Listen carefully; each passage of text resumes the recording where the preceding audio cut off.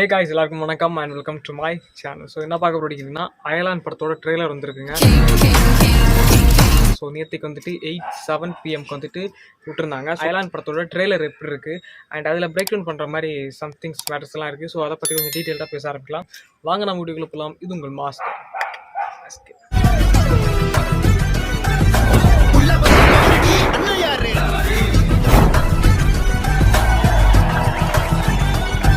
First of all அயலான் வந்துட்டு ஒரு மிகப்பெரிய ஒரு ப்ராஜெக்ட். 2016 ஆரம்பிச்சேன்னு சொல்லியிருந்தாங்க. ஸோ 2016 ஆரம்பிச்சு 2023 வரை ஆயிருக்குது.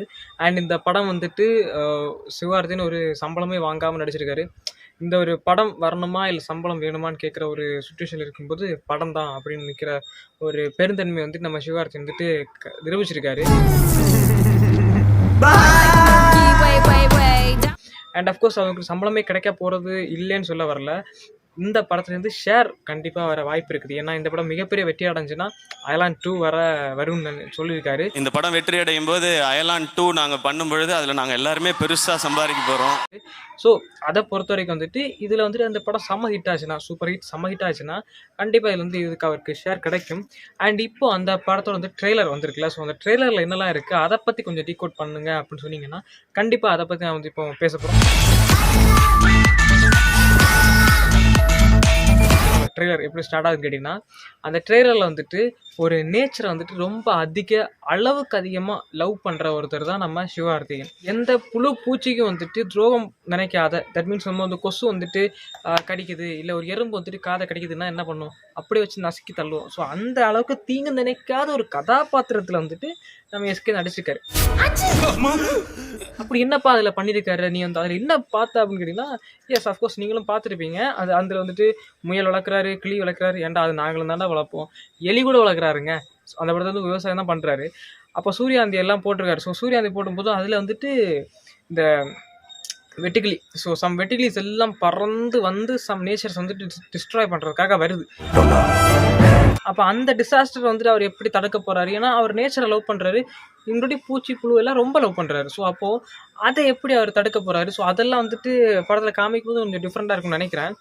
அண்ட் இன்னொரு விதம் என்ன அப்படின்னு கேட்டிங்கன்னா, இதே மாதிரி ஒரு டிசாஸ்டர் வந்துட்டு காப்பான் படம், சூர்யாவோட காப்பான் படத்தில் வந்துட்டு வந்திருக்குது. ஸோ அதே மாதிரி காப்பானில் வந்ததுக்கு ரியாலிஸ்டிக்கில் குஜராத்தில் வந்துட்டு நிஜமாகவே இந்த வெட்டுக்கிளியோட ஒரு ஆபத்து வந்துட்டு நெல்லுக்கு வந்துருந்துச்சு. ஸோ அந்த நெல் விளைவிக்கிற அந்த இடத்துல வந்துட்டு இதே மாதிரி வெட்டுக்கிளி எல்லாம் வந்து எல்லாத்தையும் அழிக்குது, டிசாஸ்டர் பண்ணுது அப்படின்னு வந்துட்டு வச்சுருந்தாங்க. இது வந்துட்டு பஞ்சாபில் இந்த மாதிரி கிராஸ் கோஃபர்ஸ் வந்துட்டு இது மாதிரி டிஸ்ட்ராய் பண்ணுறது. அண்ட் இது வந்துட்டு ஹரியானா. ஸோ என்ன மாதிரி படம் எடுத்து போகுதுன்னு பாருங்கள். இது வந்துட்டு உண்மையிலே இது வந்துட்டு 2010 or 2016 என்னமோ நடந்துச்சு. காப்பான் படம் ரிலீஸ் ஆனால் அடுத்த ஒரு வருஷத்துக்கு அடுத்து தான். இது வந்துட்டு உத்தரப்பிரதேஷ். ஸோ இந்த மாதிரி தண்ணியெல்லாம் அடித்து பண்ணிகிட்டு இருந்தாங்க. அண்ட் அதை ரிமைண்ட் பண்ணுற மாதிரி தான் இந்த ஒரு விஷயம் நடந்திருக்கு இப்போது. ஸோ இது வந்துட்டு காப்பான் படத்தை நம்ம பார்க்கும்போது வந்து அதில் சம் லாஜிக்கோட சில விஷயத்தெல்லாம் காமிச்சிருந்தாங்க. ஸோ இப்படி வேறு நடந்திருக்குமோ அப்படின்னு வந்து அந்த கண்ணோட்டத்தில் கூட யோசிச்சுட்டு இருந்தாங்க. நீங்கள் காப்பான் படம் பார்க்கலன்னா பாருங்கள். இதில் இவங்க வந்துட்டு சொல்கிறது என்ன அப்படின்னு கேட்டிங்கன்னா, வந்துட்டு இந்தியாவில் ஃபஸ்ட்டு டைம் அட்டாக் பண்ணது கிராஸ் கோஃபர்ஸ் வந்துட்டு ஃபஸ்ட் டைம் கூட்டமாக வந்து அட்டாக் பண்ணுது அப்படின்னு சொல்லியிருந்தாங்க.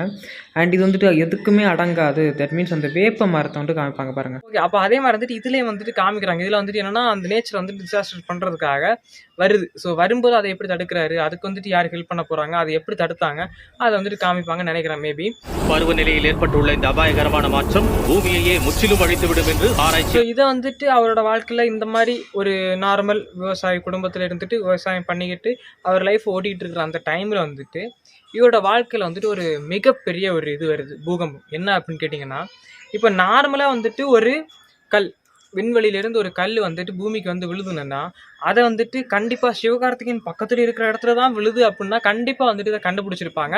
இது வந்துட்டு சொல்லவே தேவையில்லை. இது மாதிரி ஒரு படம் தான் அதை வேறு ஜானராக காமிக்க போகிறானுங்க அப்படின்ட்டு. எது மாதிரி உள்ள படம்னு கேட்டிங்கன்னா, லைக் வந்துட்டு கொய் மில் கயா. ஸோ அந்த படத்தை நீங்கள் பார்த்தா தெரிஞ்சிருக்கும்.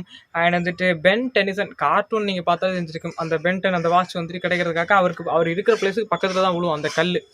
ஸோ அப்போ அந்த இடத்துல அந்த மாதிரி ஒரு கல் விழும்போது அதில் இருந்து அந்த இதெல்லாம் எடுத்து பார்த்து அவர் வந்துட்டு அதெல்லாம் சர்ச் பண்ணி இந்த கல் இந்த மாதிரி இருக்குது இந்த மாதிரி இருக்குன்னு சர்ச் பண்ணுறாரு. ஆனால் இங்கே வந்துட்டு எஸ்கேக்கு பக்கத்தில் இல்லை, ஏதோ ஒரு காஷ்மீருக்கும் சம் பனிப்பிரதேசம். ஸோ அந்த மாதிரி பனிப்பிரதேசத்துக்கு பக்கத்தில் தான் எங்கே தான் விழுது.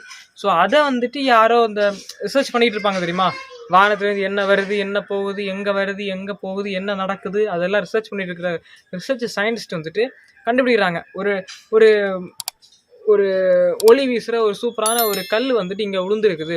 It's like a diamonds stone.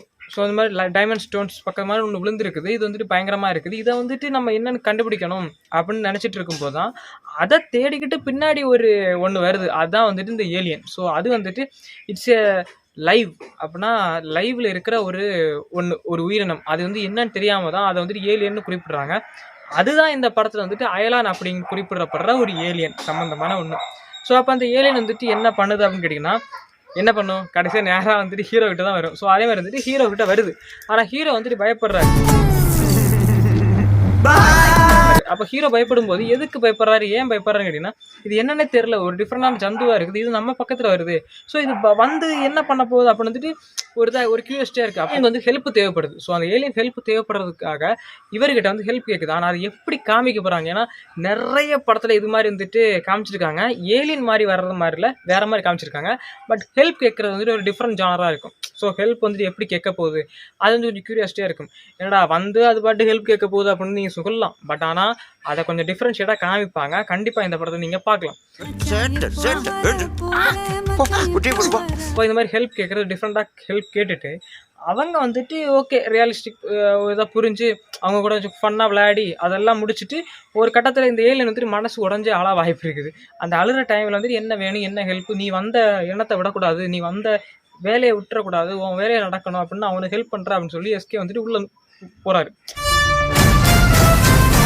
So help பண்ண போகிறாரா. ஸோ ஹெல்ப் பண்ண போகும்போது அங்கே நடக்கிற சீக்வன்ஸ், ஃபைட்ஸ் இதெல்லாம் காமிக்கிறாங்க. அப்படியே இன்னொரு கட்டம் வந்து யோசிச்சோன்னு கேட்டிங்கன்னா, இந்த சினிமேட்டிக் யூனிவர்ஸ் லைக் வந்துட்டு தாரோட யூனிவர்ஸாக இருக்கலாம். மார்வல் சினிமேட்டிக் யூனிவர்ஸில் தாரோட யூனிவர்ஸ் அண்டு நம்ம பூமியிலே வந்துட்டு நிறைய யூனிவர்ஸ் வந்துட்டு காமிப்பாங்க. இங்கே கீழே ஒரு யூனிவர்ஸ் இருக்குது, மேலே ஒரு யூனிவர்ஸ் இருக்குது, 7 கண்டங்கள் மாதிரி ஏதோ இருக்குது. அதுக்கப்புறம் வந்துட்டு கார்டியன்ஸ் ஆஃப் கேலக்ஸி. ஸோ இந்த கார்டியன்ஸ் ஆஃப் கேலக்ஸியில் வந்துட்டு சொல்லவே தேவையில்லை, ஏகப்பட்ட யூனிவர்ஸுக்கு போயிட்டு வருவாங்க.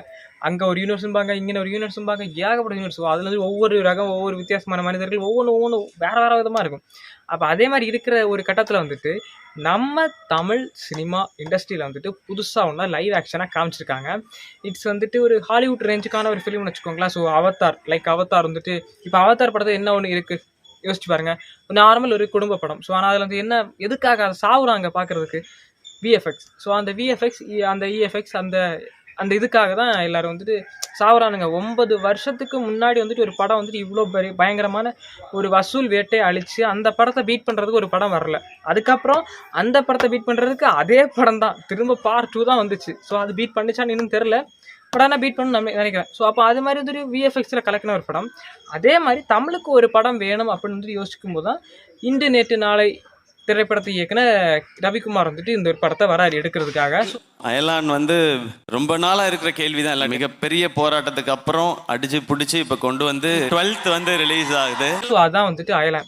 இந்த படத்தை வந்து கைவிடலாம் அப்படின்னு நிறைய யோசிச்சுட்டு இருக்கும்போது தான் இல்லை இது வரணும்னு நினச்சது தான் சிவகார்த்திகேயன். ஸோ அப்படி இந்த மாதிரி ஒரு ஹாலிவுட் ரேஞ்சுக்கான ஒரு படத்தை வந்துட்டு தமிழுக்காக நம்ம சிவகார்த்திகேயன் வந்துட்டு பண்ணியிருக்காரு. இன்னொரு படம் டக்குன்னு பண்ணால் ஈஸியாக பண்ணியிருக்கலாம். ஆனால் என்ன அந்த இடத்துல நாங்கள் மிஸ் பண்ணியிருப்போம்னா எங்களுடைய விஷன், எங்களுடைய கனவு அதுக்காக ஆரம்பிக்கப்பட்டது தான். ஸோ அது பார்க்கும்போது ஹட்ஸ் ஆஃப்.